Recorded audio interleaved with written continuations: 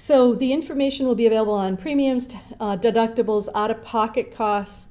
Again, they're talking about comparisons apples to apples.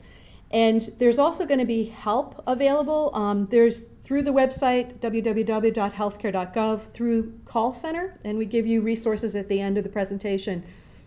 And also through community groups and individuals that are designated as navigators. So there will be people here in Maine whose job it is, they received grants from the federal government to really help people go through this process and understand it. There's a lot of health insurance literacy that's going to need to happen for all of us. And there are also the federally qualified health centers have also received grants to do some of this work. Care Partners here in Portland, they have a lot of access to care locations, and they're going to be doing some of this work. And people who have brokers or agents can also continue to rely on those brokers and agents. Paper applications are going to be available as well. They're encouraging people to use the website, but I just show this here just to give you a sense. It's really not that daunting in terms of the information that you'll be filling out. So it's, you know, tell us about yourself, current job and income information, and your health insurance. And assistance will also be available in multiple languages, so people can call and get assistance in a number of varied languages. Eligibility for enrollment.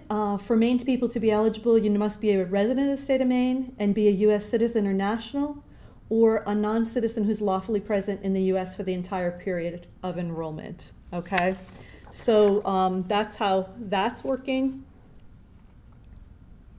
The initial open enrollment period is going to start October 1, but just for this first year, as people are learning and so many people have to figure out how they want to get their health care or their health insurance, they're going to have a full 6 months to have this process be an open enrollment process. In future years, it will likely be 8 or 9 weeks. They're talking about October 15th to mid-December.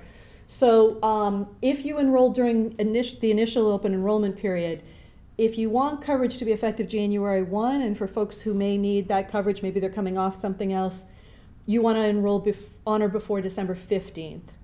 If you enroll in the first half of the month, your coverage will be effective the first day of the following month. If you are in the second half of the month, your coverage will be effective the first day of that second following month. So you enroll the second half of December, your coverage begins February 1, if that all makes sense. There are special enrollment qualifying events for those who, for people to be able to enroll not during that 6-month period, but after that. So if someone has one of these qualifying events, they can enroll or change their qualified health plan within 60 days in the individual market, between 30 or 60 days, depending on the event. In the small group market, in our plans, you will have 60 days either way. But these, you can just look through some of them. Loss of minimum essential coverage. A lot of times if the job goes away and the coverage goes away, you've lost your minimum essential coverage. And that will be a qualifying event. You can choose to come on the marketplace or get insurance later in the year.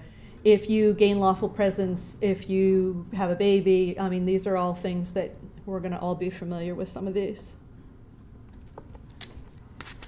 And then the premiums, what affects the cost of health insurance? So geography is one thing. I don't know if people are familiar with the fact that there are 4 rating areas in Maine. This is from the Bureau of Insurance and from the legislation. It's not a world that we created, but one we inherited.